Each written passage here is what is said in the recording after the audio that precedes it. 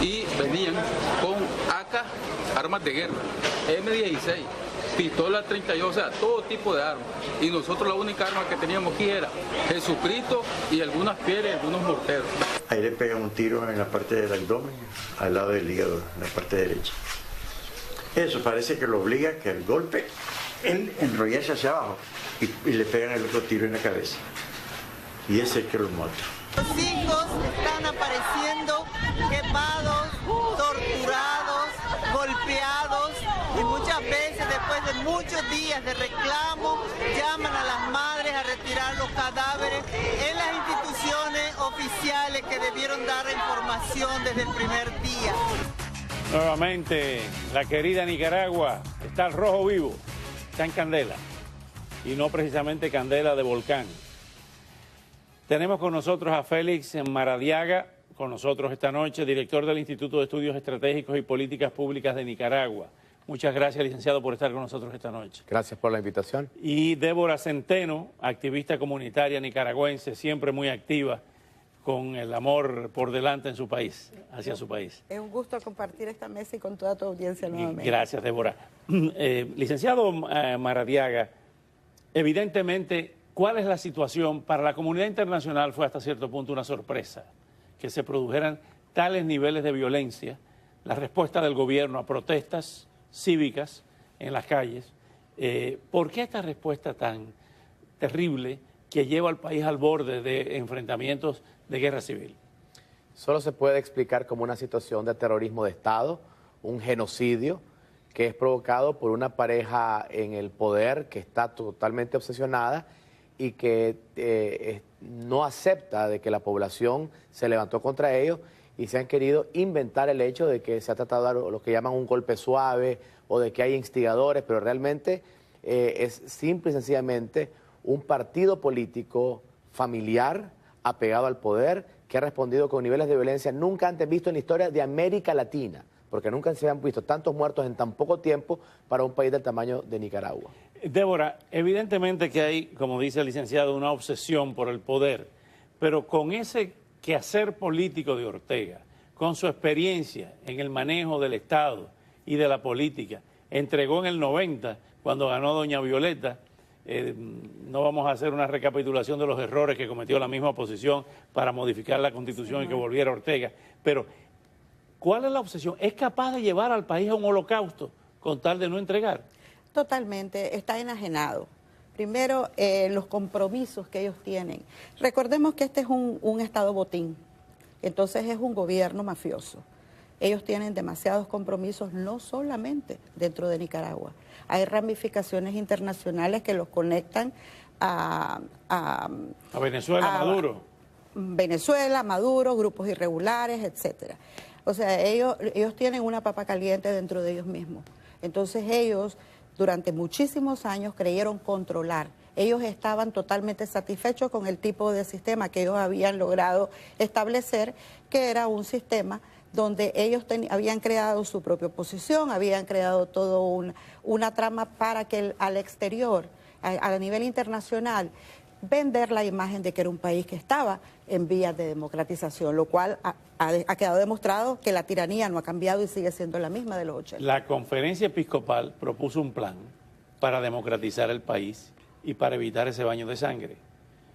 Vamos a escuchar al cardenal Brenes.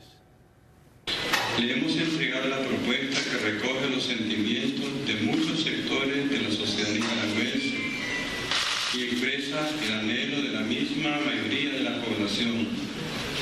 Esperamos su respuesta escrita lo más pronto posible. Una vez que el presidente de la República nos haya respondido formalmente, convocaríamos a la mesa plenaria del Diálogo Nacional para valorar dicha respuesta. Licenciado Maradiaga, esa conferencia episcopal se paró de la mesa. ¿Qué está pasando ahora? ¿Hay un limbo? ¿Hay una anomia? ¿Una ausencia de salida institucional?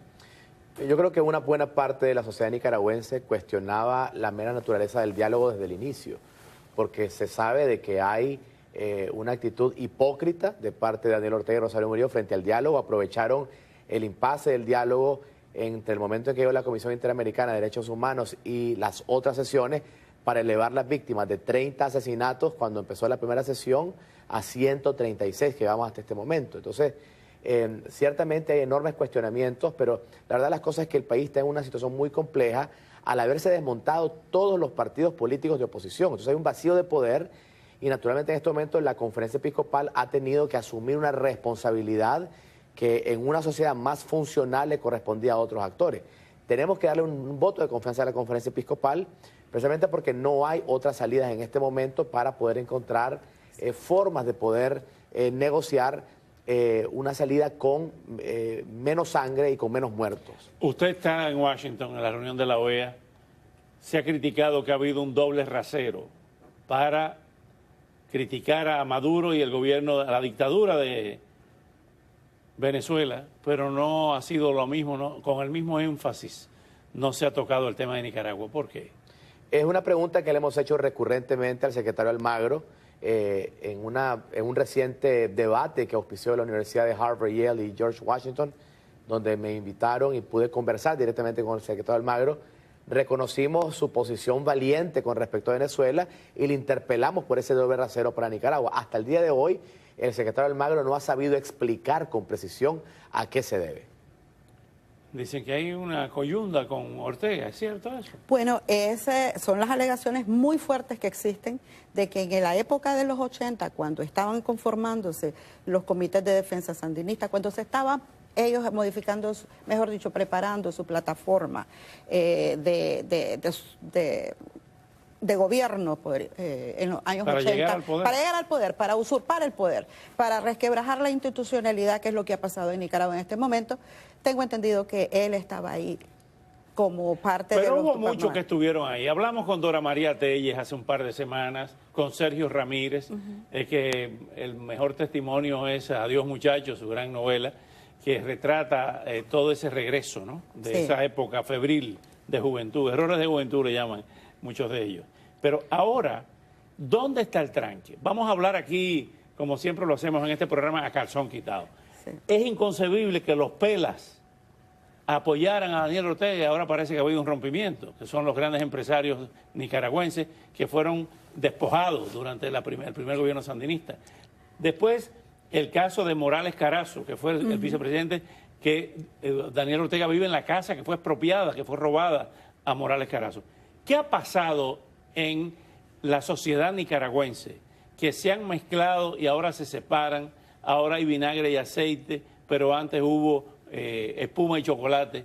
¿Qué es lo que está pasando? Una serie de factores. En primer lugar, lo que sucedió fue un pacto entre el gran capital nicaragüense y Daniel Ortega. El 16 de diciembre del año 2016, en este lugar icónico, Incae, hubo una encerrona entre los grandes capitales y Ortega lo que ofreció fue un esquema de capitalismo entre compadres, digamos. ¿Del neoliberalismo? Neoliberalismo realmente. Y además que el dinero en masa que ha entrado a Nicaragua de Venezuela ha tenido un impacto corruptor, esencialmente. O sea, Ortega ha manejado casi 5.200 millones de dólares del año 2007 al año 2016 provenientes de Venezuela que le han dado recursos que nunca antes había manejado ningún jefe de Estado. Y esa cantidad de dinero fuera del presupuesto tiene un impacto de corrupción cuyos efectos se ven hasta hoy. Yo pienso que eso va un poco más atrás, de la época de la piñata, cuando la consabida piñata, que todas las propiedades del Estado, todos los negocios que supuestamente representaban, se los repartieron. Y muy importante tomar en cuenta que la mayoría de esos negocios hoy están en manos de los militares. Esta pregunta la estoy haciendo mucho, pero los militares no van a jugar un papel importante. Hubo una declaración muy tenue, pero la hubo, de que no iban a manchar su uniforme. Claro que no, se han quitado el uniforme y están poniéndose ropa civil y están como francotiradores con ropa de civil. Es que no supimos entender la noticia. Gracias, sabemos que quiere regresar a su país, que va a regresar y que hay una orden de captura para usted ya. Sí, yo llego a Nicaragua el lunes 11 a las 11:30 de la mañana y bueno, sabemos que esta orden de captura, la policía me ha circulado por supuestos vínculos al crimen organizado. Orden de aprehensión. Un intento de amedrentar, no lo van a lograr, ya la ola de despertar ciudadano ya se activó. Cuídese mucho. Lo haremos. Gracias por venir. Al regresar